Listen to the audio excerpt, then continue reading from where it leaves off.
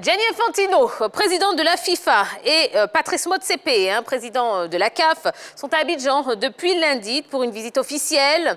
Qu'ont-ils fait? Qui ont-ils rencontré? De quoi ont-ils parlé? Henri Jo a passé la journée avec eux. Accueillons-le pour avoir des réponses à toutes nos questions. Bonsoir, bonsoir Henri Jo. Bonsoir Chia, bonsoir Roger Stéphane. Bonsoir Henri Jo. Bonsoir Henri Jo. Comment allez-vous?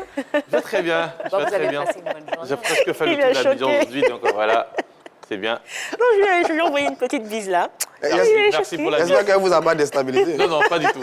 Je suis très concentré. Et il vous en faut plus. Je fais partie du syndicat, donc je suis très concentré. Vous n'êtes pas un garçon facile. Pas du tout. On le sait très bien. Donc, vous avez passé la journée avec M. Gianni Infantino et M. Patrice Motsepe. Ah ben j'étais un privilégié. J'étais un privilégié parmi ceux qui étaient avec ces deux messieurs. Et il faut savoir que quand même Abidjan fut pendant 2 jours la capitale du football mondial, puisque comme vous l'avez dit, les présidents de la FIFA et de la CAF étaient aux abords de la lagune Ébrié. Et ce mardi, ils se sont rendus au lycée moderne d'Abobo dans le cadre du projet de championnat scolaire que veut lancer la Confédération africaine de football. L'information majeure de cette journée, ou surtout de cette arrivée du côté d'Abobo, c'est l'annonce par Patrice Motsepe, plutôt, voilà, d'injecter 10 millions de dollars, soit 5 milliards de francs CFA, plus de 5 milliards de francs CFA, dans cette compétition autour des écoles au niveau de l'Afrique. Donc, c'était la bonne nouvelle aujourd'hui du côté d'Abobo. Eh bien, on va l'écouter. Non, on va revenir là-dessus. On va revenir sur cette information demain pour donner de plus amples informations, notamment sur le schéma et surtout les équipes participantes à cette compétition. Et comme je l'ai dit, on reviendra demain pour de plus amples informations. D'accord, merci beaucoup Henri Jo. Alors, Yellow et Roger Stéphane, qu'est-ce que vous pensez de ce projet? Bon, je dis, c'est un bon projet dans l'ensemble, même si à la vérité, on n'a pas encore beaucoup d'explications sur comment ça va se dérouler de façon générale. J'avoue qu'on a beaucoup fouillé. On n'a pas trouvé beaucoup d'éléments, mais c'est un bon projet. L'idée est née le 7 avril dernier, quand le président Motsepe était en visite du côté de la République démocratique du Congo. En face du chef de l'État, le président Etienne Tshisekedi, le ministre des Sports, Fatma Samoura, la secrétaire générale de la FIFA, et Venon, le secrétaire général de la CAF. Eh bien, on a trouvé un accord avec la FIFA pour lancer ce projet-là. Alors, sur ce qu'on a pu voir, c'est un projet qui va être piloté à partir de la République démocratique du Congo sur les 6 zones africaines pour aboutir vers la fin à une finale continentale, donc une compétition panafricaine. Voilà un peu ce qu'on sait. Mais maintenant, dans le fond, comment ça va se faire exactement? On attend encore de voir les explications de Patrice Motsepe, le président de la Confédération africaine de football. Et puis la grande annonce qui a été faite, comme l'a dit Henri Joël, c'est la dotation financière de cette compétition, 10 millions de dollars. De dollars, plus de 5 milliards. Absolument. Pour une telle compétition, ça montre bien l'envie de Motsepe de réussir ce projet, parce que ça va ressembler un peu à ce qu'on appelle OASU, comme chez nous ici. Vous avez des petits tournois dans les établissements, et puis après on se retrouve pour faire des compétitions, des finales nationales. Régionales, ça va ressembler un peu à ça, voilà, en ce qui concerne ce projet. D'accord. Yellow?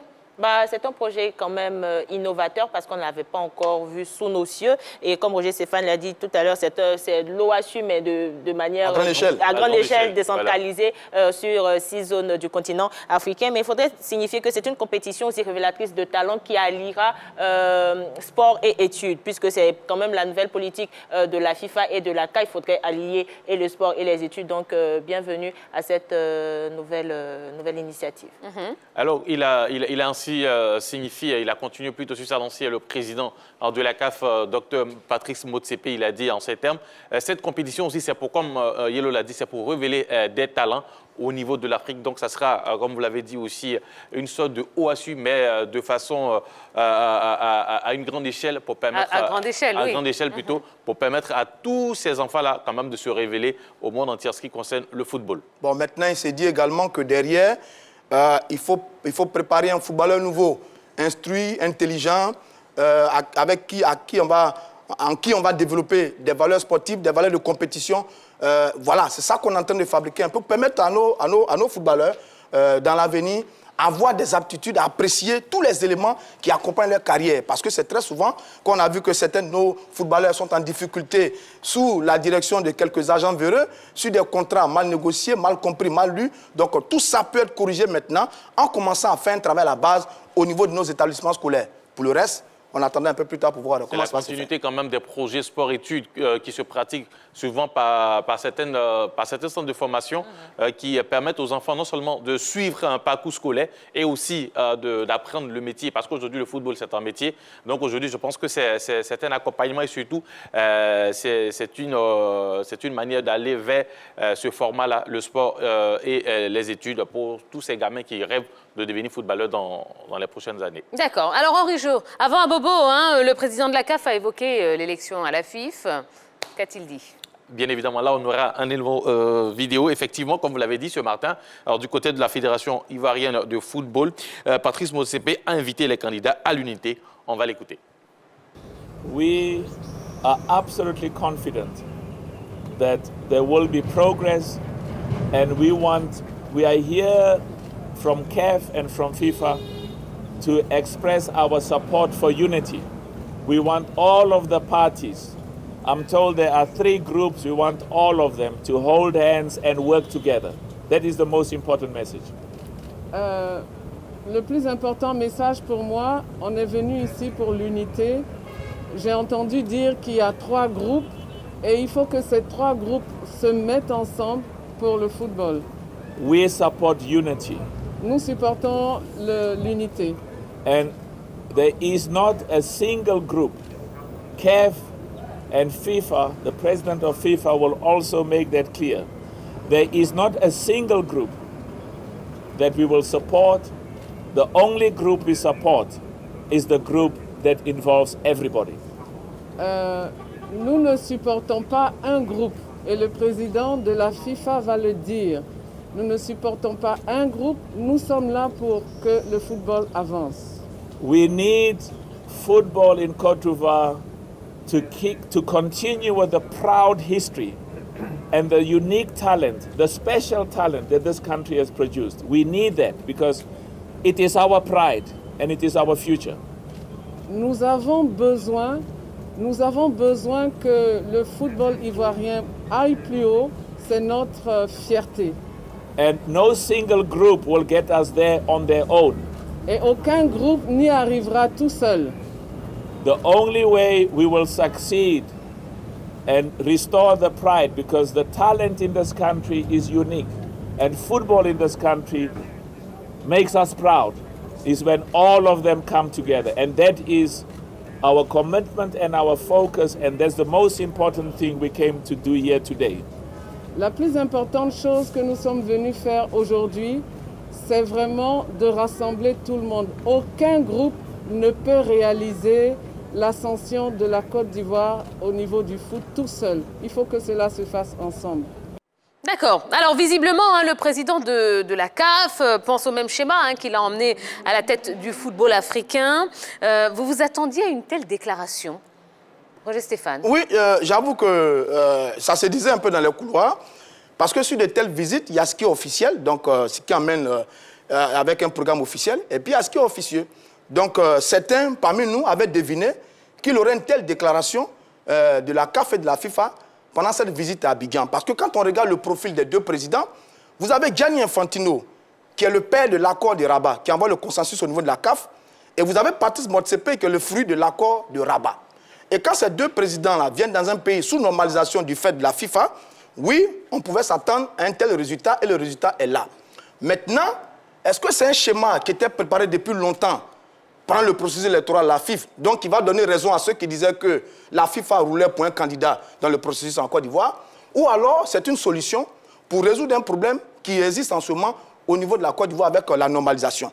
Donc c'est ça. Mais dans tous les cas, on le saura un peu plus tard, puisque la désignation n'est pas encore faite, on est tous dans les spéculations.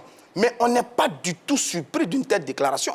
On le savait tous. On savait tous qu'à un moment donné, la FIFA allait jeter les dés, la FIFA allait se dévoiler, la CAF et la FIFA, bon, la CAF maintenant parce que Motsepe vient d'arriver, mais depuis longtemps la FIFA. Donc on n'est pas du tout dupe. On savait que cette visite-là allait nous emmener quelque chose. Et ceux qui pensent un peu plus loin, qui sont un peu méchants, disent par exemple que tout le reste là, c'était de l'habillage. Le vrai but de cette visite, c'est cette déclaration de Patrice Motsepe. Donc on n'est pas surpris. D'abord, la normalisation n'est pas arrivée du fait de la FIFA, parce que ça a commencé entre nous ici. Voilà, ce sont les Ivoiriens eux-mêmes qui sont allés porter le problème du football ivoirien au niveau de la FIFA, d'où l'intervention de la FIFA. Et on en a arrivé à ce qu'on voit aujourd'hui avec le comité de normalisation. Maintenant, aujourd'hui, avec cette déclaration, moi, je ne suis pas surpris parce que déjà, au niveau du football, aujourd'hui, le football même prône l'unité. Et on connaît tout ce qui s'est passé en ce qui concerne les élections passées, avortées du côté de la Fédération ivoirienne de football. Donc, il fallait qu'on appelle à l'unité et ils l'ont bien fait.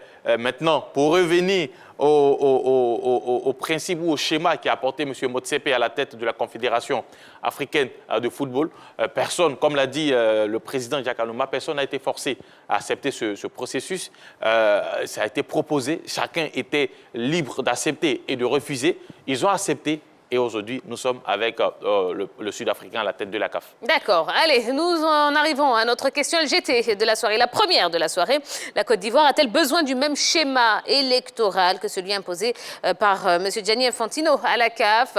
Eh bien, ça y est, le téléphone est ouvert. Vous pouvez dès à présent nous appeler au 00225 27 21 59 93 99. 27 21 59 93 99. Eh bien, ici, vous allez utiliser les petites ardoises qui sont devant vous. Je vous rappelle la question. La Côte d'Ivoire a-t-elle besoin du même schéma électoral que celui proposé ou imposé du moins par le président de la FIFA à la CAF? Allez, oui ou non, et puis on en parle, le temps de prendre nos premiers appels. Alors, j'ai deux oui, j'ai un non. Yellow, on commence avec vous. Vous avez dit oui. J'ai dit oui parce que pour moi, un compromis est mieux qu'une crise inutile. On a vu les crises qui ont découlé de ce processus électoral-là. Déjà, on savait qu'il y avait trois camps, le camp de M. Didier Drogba, de M. Idriss Diallo et de M. Sori Diabaté. En vrai, pour ce qu'on a vu sur les réseaux sociaux, les candidats n'avaient aucune mauvaise idée de l'autre, sauf que les partisans, eux, en avaient, parce qu'on voyait sur les réseaux sociaux les invectives que chacun jetait à la figure de l'autre. Et pour moi, ce consensus-là réunirait quand même ces trois grandes têtes du football ivoirien, pourraient fédérer leurs différentes idées pour le développement du football ivoirien. Donc pour moi, oui, ce compromis-là est utile qu'une crise inutile. Voilà. D'accord. Roger Stéphane, vous avez dit non. Non, pas du tout. Je pense qu'on n'a pas besoin d'un tel schéma. On n'en veut pas, si vous voulez me poser la question. Parce qu'il faut un vrai processus électoral. Je dis, on est dedans depuis longtemps. Il y a tellement de choses qui ont été dites sur beaucoup de choses. Donc, c'est bien qu'on ait un vrai processus électoral sur la base des tests de la Fédération ivoirienne de football que tout le monde veut diriger et qui vont être refaits avec la complicité du comité de normalisation. Donc, il faut convaincre les électeurs, ceux qui sont les votants, qui sont les présidents des clubs et qui sont les présidents d'associations. C'est de ça qu'il s'agit. Donc, il faut avoir de la légitimité. C'est tellement beau d'avoir de la légitimité, de la légalité. Les compromis, on ne va pas s'éterniser dans les compromis. Je veux dire, on ne va pas dénoncer ça avec la Confédération africaine de football, quand Jacques Anouma, notre compatriote, a été plus ou moins éjecté, et puis venir applaudir ça ici, à la Fédération ivoirienne de football. Il y a quelque chose qui ne va pas. Il faut arrêter ces méthodes et privilégier le jeu démocratique. Bon sang, on est en 2021, on n'est pas en 1960. Il faut que ça s'arrête un peu. Il faut que nous, les Africains, on se réveille un peu et qu'on dise, mais attention, on est capable, nous, de régler nos crises, nos problèmes. Cette crise, on peut la régler. Il y a un comité de normalisation qui est là, il la règle, on va aux élections et puis quelqu'un gagne. D'accord. Premier intervenant de la soirée, il s'agit de M. Bolou qui nous appelle de Saïwa. Bonsoir, M. Bolou. Allô, M. Bolou. Allô, allô. Bon, on a perdu M. Bolou, c'est pas grave. Allez, appelez-nous, 27 21 59 93 99. Je sais que vous êtes très nombreux à vouloir vous exprimer. Si ça sonne occupé, ben vous raccrochez, vous rappelez automatiquement. Voilà, recomposez rapidement le numéro pour réussir à avoir la ligne. Henri Jo.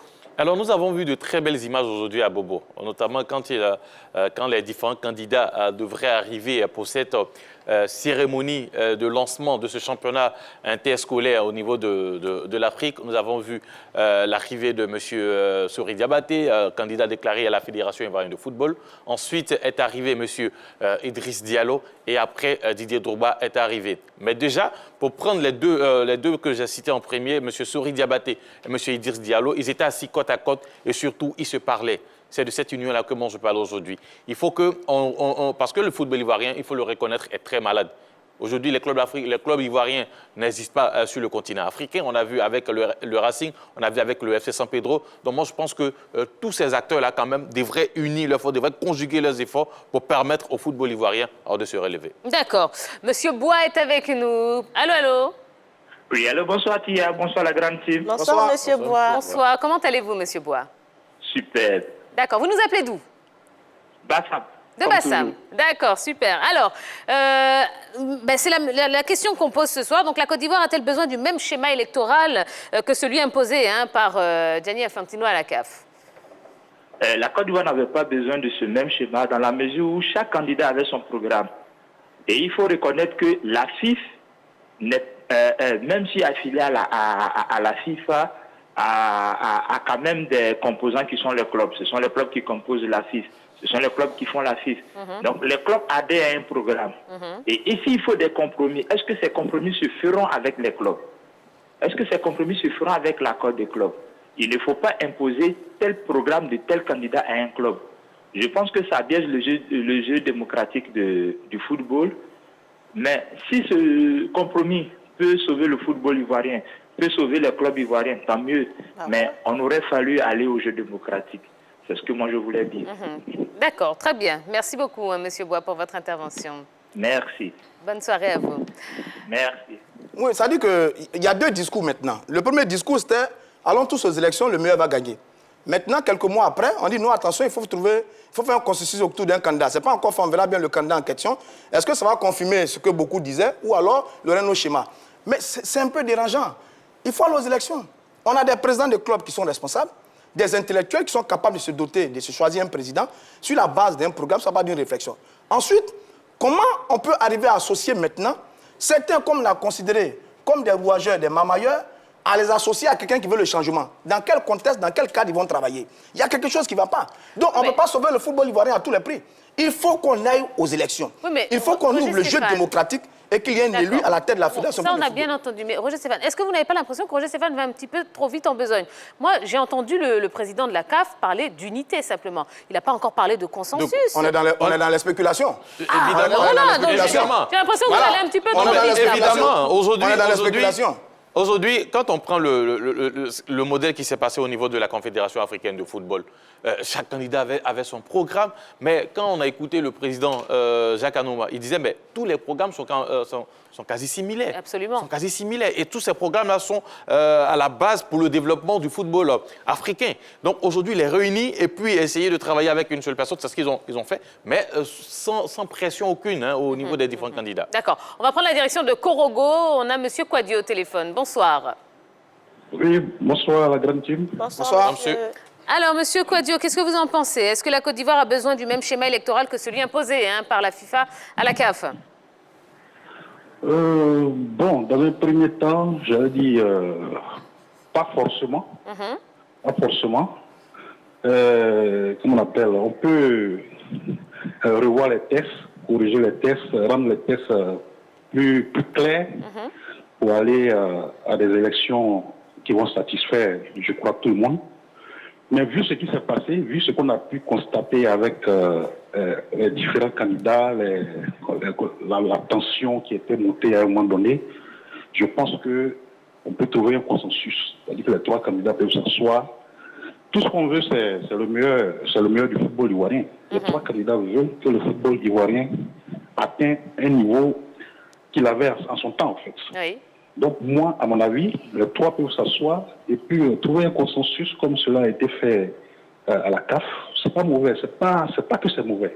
Ne voyez pas ça comme si c'était une imposition de la FIFA ou de la CAF. C'est pour le bien même du football. Monsieur Souri Diabaté, c'est une valeur du football. Monsieur Idriss Diallo, c'est une valeur du football. Monsieur Didier Drogba, c'est une valeur du football ivoirien.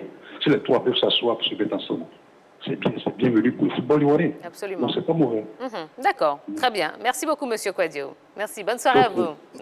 Merci à vous. Yellow. Alors, Tia, je voudrais revenir sur les propos de M. Motsepe. En aucun cas, j'ai entendu que c'était une obligation pour qu'il y ait consensus. Il a émis plutôt un vœu ou un souhait pour que les trois candidats puissent se mettre ensemble et pour pouvoir aider le football ivoirien à se développer. On prenait tout à l'heure l'exemple du football, de l'élection à la CAF tout à l'heure. Ça n'a pas été fait sans l'accord des des Africains et des différents candidats. C'est pour dire que ni la FIFA ni la CAF ne peuvent imposer un quelconque consensus ou une quelconque réconciliation tant que les différents candidats ou les différentes parties ne sont pas en accord. Donc, en aucun cas, il faudrait penser à une ingérence de la FIFA ou de la CAF dans le processus électoral. M. Motsepe a émis un vœu et il serait préférable que les différents candidats, M. Didier Drogba, M. Idriss Diallo et M. Sori Diabaté, trouvent un consensus si possible, sinon on ira aux élections. Alors, Roger Stéphane a soulevé un sujet qui est intéressant, notamment les différents candidats ou peut-être leurs proches qui se sont quand même lancés des pics aussi, je peux les appeler comme cela pendant cette élection, mais les candidats, les concernés eux-mêmes, mais ils s'appellent, ils causent, ils discutent. Moi, je pense que c'est ce qu'il faut regarder aujourd'hui. Et même parler de consensus aujourd'hui, il doit y avoir consensus. Pour l'instant, personne n'est désigné d'office pour être à la tête ou les autres vont être les seconds à côté. Donc, moi, je pense que ce consensus, ça peut permettre, dans un premier temps, peut-être pendant 4 années, de permettre au football ivoirien de se relever. Et puis après, on verra si de probables élections peuvent arriver pour permettre maintenant à un président de façon démocratique de pouvoir prendre les rênes du football ivoirien. Mais derrière, c'est vrai, il y a comment je peux les appeler, les partisans de chaque candidat, mais les candidats eux-mêmes, les concernés eux-mêmes, vraiment, je pense pas qu'il y ait d'animosité entre Didier Drogba, entre M. Idriss et M. Sori. Voilà. Bon, est-ce que, alors je vais me faire un petit peu l'avocat du diable, là, est-ce que vous n'avez pas peur non plus que ça devienne une habitude, cette histoire de Mais c'est ça le drame, en fait. C'est-à-dire qu'il y a... D'ailleurs, il faut préciser qu'à la CAF, il n'y a pas eu d'accord trouvé entre les candidats. C'est Infantino au Maroc qui a imposé... Il a proposé. Bon, ça dit que c'est un jeu de mots. Vous dites proposer, il dit imposer. Mais qu'est-ce qui a été fait? Attendez. Il a souhaité que Motsepe soit président et que d'ailleurs les postes de vice-président soient distribués et un poste de conseiller spécial à Jacques Anouma. C'est ce qui a été fait. Vous dites proposer, je dis imposer. Ce n'est qu'un jeu de mots. Vous avez dit souhaiter tout à l'heure. Maintenant, sur le discours qui est fait à la Fédération de football, c'est 2 choses. L'appel à l'unité pour dire, messieurs, mettez le ballon à terre, allons doucement, allons aux élections pour qu'il y ait un président. Ça peut être une interprétation. L'autre interprétation, c'est que, attention, il faut trouver un parmi vous, ou bien on va trouver un parmi vous qui va être le président et vous autres allez l'accompagner. Mais ça, on n'en veut pas. Si on doit arriver à ce schéma, eh bien ce schéma-là, il va être infantilisant pour la Côte d'Ivoire et pour le football ivoirien. D'accord. Direction Yopougon, on a M. Koudou au téléphone. Bonsoir. Bonsoir, madame. Comment allez-vous, M. Koudou? Oui, je vais bien, merci. Et chez vous? Ça va super. Alors, M. Koudou, la Côte d'Ivoire a-t-elle besoin du même schéma électoral que celui imposé par le président de la FIFA à la CAF? Je pense que c'est pas nécessaire. Voilà, parce que les Africains doivent se réveiller. Voilà. On peut pas forcément vouloir faire comme les autres. Ils ont réussi ça pour la CAF, mais la Côte d'Ivoire, les 3 candidats, chacun a son programme. Et il y a les présidents de clubs, comme l'a dit Roger Stéphane, il y a des présidents de clubs qui vont adhérer à un programme.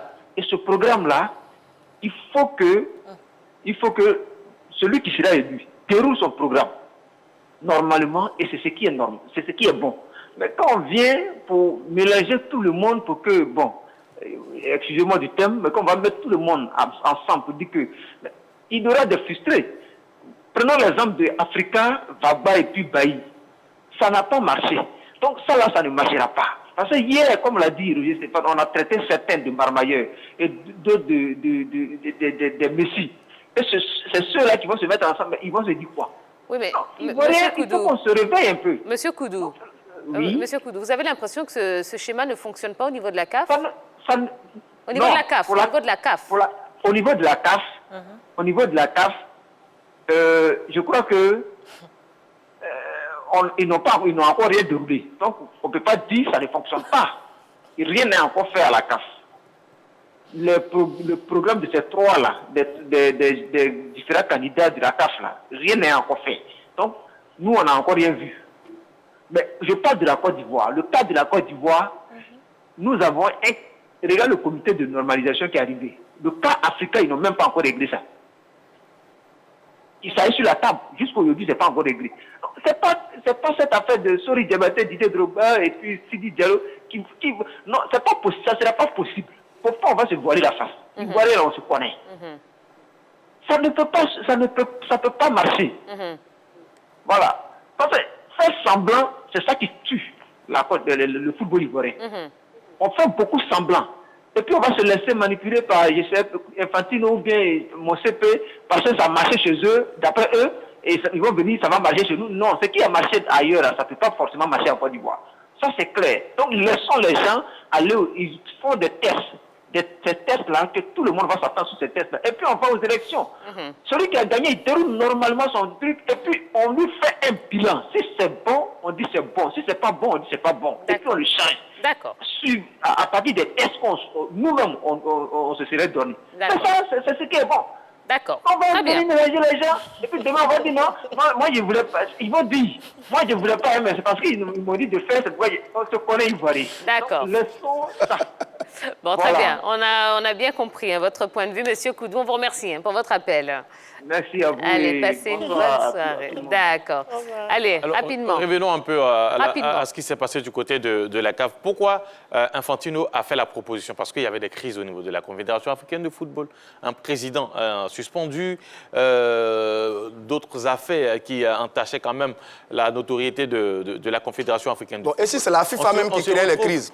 Et si c'est la FIFA même qui crée les crises? Finalement, quelle est la responsabilité des Africains? On a suspendu Ahmad Ahmad, non? Est-ce que c'est la FIFA même qui crée les crises? C'est la FIFA qui a demandé à Ahmad Ahmad de faire voyager les présidents. Finalement, quelle est la responsabilité des Africains? Non, c'est pas la FIFA. Ben voilà. Donc, qui est Et pourquoi la FIFA le suspend avant la compétition? Qui est sanctionnable? C'est ça qu'il s'agit. Qui crée les crises? Parce que la crise ivoirienne, la FIFA est intervenue à plusieurs reprises pour bloquer le processus électoral. Après la crise.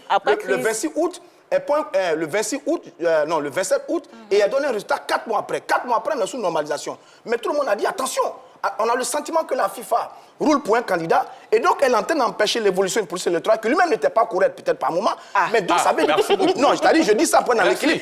Je dis ça pour dans l'équilibre, pour ne pas qu'on ait le sentiment qu'on est un parti pris. Donc certains disent que le processus n'est pas bon, et certains disent que la FIFA est un parti pris, et bloque le processus pour imposer un candidat. Mais des mois après, on sent le schéma. La FIFA vient en Côte d'Ivoire et dit attention, messieurs, trouvez un accord. Non, mais je suis désolé. C'est ce que la déclaration, c'est ce qui sous-tend cette déclaration. Il faudrait pas les interprétations qu'on a, c'est ce qui sous-tend cette déclaration. À ce qui a été dit aux responsables qui étaient présents aujourd'hui. Ils ont parlé d'unité, ils n'ont pas dit de trouver de consensus. C'est à ça que ça ressemble. Nous, on est en train de faire un débat. On verra bien. D'un probable consensus qui peut-être arrangerait le football ivoirien. Sinon, personne aujourd'hui, de 8 à la fédération jusqu'à Bobo, personne n'a parlé de consensus. Mais on peut lire entre les lignes. Non. À nous de lire entre les lignes. C'est notre rôle de lire entre les lignes. C'est exactement. Alors, ce qui est vrai, c'est qu'aucun consensus n'a été évoqué par aucun président de confédération ou de fédération internationale. Pour l'instant, ils ont parlé d'unité. Et l'unité, ça doit être au niveau des candidats qui se sont déclarés à la Fédération ivoirienne de football. Maintenant, en ce qui concerne notre situation, ça ressemble carrément à ce qui s'est passé du côté de la CAF, puisque quand vous avez parlé de Ahmad Ahmad, quand il fait voyager les présidents à la Mecque, c'est pas la FIFA qui lui demande de le faire. Ahmad Ahmad, quand il a plusieurs chefs d'accusation qui sont contre lui, c'est pas la FIFA qui lui demande de poser certains actes. Donc aujourd'hui, ne dites pas que c'est la FIFA qui a créé les crises du côté. D'accord. Attendez, on a le dernier intervenant concernant cette question. Il s'agit de M. Sanogo qui nous appelle d'Agboville. Bonsoir, M. Sanogo. Bonsoir, Tia. Bon, alors, M. Sanogo, quel est votre avis sur la question? La Côte d'Ivoire a-t-elle besoin du même schéma électoral que celui imposé par la FIFA à la CAF? Non, je pense que non. Ma position est claire. Je pense qu'on ne doit pas aller au consensus parce que chaque candidat a un programme. Et pour faire le consensus, qu'est-ce qu'on va faire? On va piocher dans chaque programme pour pouvoir monter un programme commun. Moi, je pense que ça ne peut pas marcher. Ce qui est intéressant, c'est de faire des tests clairs, propres, pour que chacun puisse venir présenter son programme devant le club. Et à partir de là, celui qui sera désigné va gérer le football pendant 4 ans. Et à la fin, on va lui demander des comptes. Mais aujourd'hui, si on fait un consensus, on va choisir X ou Y. Ils vont mettre leur programme ensemble. Et après 4 ans, quand à l'heure des bilans, il y en a qui vont se dérober. qui vont dire non. Donc la solution, c'est de faire des tests clairs. On va aux élections, celui qui gagne, il gouverne. Parce que le consensus à la CAF, là, j'ai déjà dit une fois lors d'une de mes interventions, j'ai dit que le départ sera beau, mais la fin sera vraiment catastrophique. Parce que choisir quelqu'un contre la volonté des autres, parce que peut-être ils ont eu peur du grand magnitude du football mondial, eux ils se sont rangés, mais au fur et à mesure, ils vont griffer des pots de bananes sur le parcours du président qui est là. Et c'est exactement la même chose qui va se passer aussi en Côte d'Ivoire si on va dans le cadre du consensus. On ne va pas sortir de la boue. La meilleure solution, c'est de faire des tests clairs. Chacun vient avec son programme, celui qu'on choisit, il gouverne pendant 4 ans, et après ces 4 ans, il fait un bilan. Si on est satisfait, on peut le reconduire. Dans le cas contraire, basta, on met quelqu'un d'autre et puis on avance. On ne veut pas continuer à tergiverser toujours consensus. Pendant ce temps, notre football recule. D'accord. Donc moi, je ne suis pas d'accord qu'on aille à quelqu'un consensus. D'accord, très bien. Merci beaucoup pour votre appel, Monsieur Sanogo. Je vous en prie. Passez une bonne soirée. Bonne soirée à vous et bonne émission à vous. Merci beaucoup. Alors, rapidement, la dernière question, parce que... Bon, mais je voulais répondre un peu à Henri Joël aussi. Non, d'accord. Ok, d'accord. Alors, dernière question. À quoi répond cette méthode, je veux dire, de la FIFA à vouloir proposer l'unité partout où elle passe? L'unité, c'est bien en soi. L'unité, c'est bien. Quand on est unis, c'est bon. Quand on est unis, on travaille mieux. Quand on est divisé, je pense qu'au contraire, on tire vers le bas le projet commun auquel nous aspirons tous. C'est un discours trompeur et politique, j'ai envie de dire diplomatique. Le 7 janvier, la commission de gouvernance de la CAF produit les résultats de ses travaux. Le 9 janvier, la FIFA dit « envoyez-moi les dossiers de candidature à la CAF ». Ensuite, nous, on dit attention, on a le sentiment que la FIFA a un candidat dans les élections. Vous avez dit sur ce même plateau, attendez, vous avez parlé, vous écoutez. Vous avez dit sur ce même plateau que la FIFA n'a pas de candidat. Finalement, il s'est révélé que Patrice Motsepe était le candidat de la FIFA. À l'époque, elle disait il faut trouver un consensus, un homme nouveau pour apaiser les crises au sein de la CAF, parce qu'il y a beaucoup de mauvaise gouvernance, etc. etc. C'est le même discours qui est en train de venir en Côte d'Ivoire au niveau de la Fédération de football. Il y a une crise, il faut l'unité, il faut le consensus pour après nous imposer un candidat. Comme l'a dit le téléspectateur, celui qui vient d'appeler, il a parfaitement raison. Qu'est-ce qu'on craint? Il y a une normalisation qui va travailler sur les tests. Les votants au niveau du football ivoirien vont écrire des tests, ils vont protéger leur fédération, ils vont déposer des dossiers. Ceux qui sont éligibles vont aux élections, on va se choisir un candidat et puis on va avancer. Les compromis de ce type ne feront pas avancer le football ivoirien. On n'en veut pas. On a dénoncé ça à la CAF. Il faut qu'on ait le courage de dénoncer ça en Côte d'Ivoire. Ce n'est pas parce que l'élection peut arrêter tant ou tant qu'on ne va pas le dénoncer. Il faut le dénoncer dans notre pays. Il faut qu'on ait aux élections à la Fédération ivoirienne de football. Allez, le mot de la fin pour Yellow. Je pense qu'il faudrait sortir des émotions parce que si c'était M. Jacques Anouma qui avait été proposé en tant que président, certains Ivoiriens seraient en train d'applaudir. Il faudrait sortir des émotions. Il faudrait aussi appeler chaque Africain à ses responsabilités. Quand on tend le bâton pour nous faire battre, il faudrait assumer. Je pense que c'est le rôle du comité de normalisation maintenant. Allez, merci beaucoup, Henri Jo. Non, mais merci beaucoup, Yellow, parce qu'elle a très bien conclu. Non. Et ne relancez pas. Non, je ne relance pas. Je ne relance rien. Je vous ai dit, juste merci. Merci, Tia. Au revoir, monsieur Henri Jo. Allez.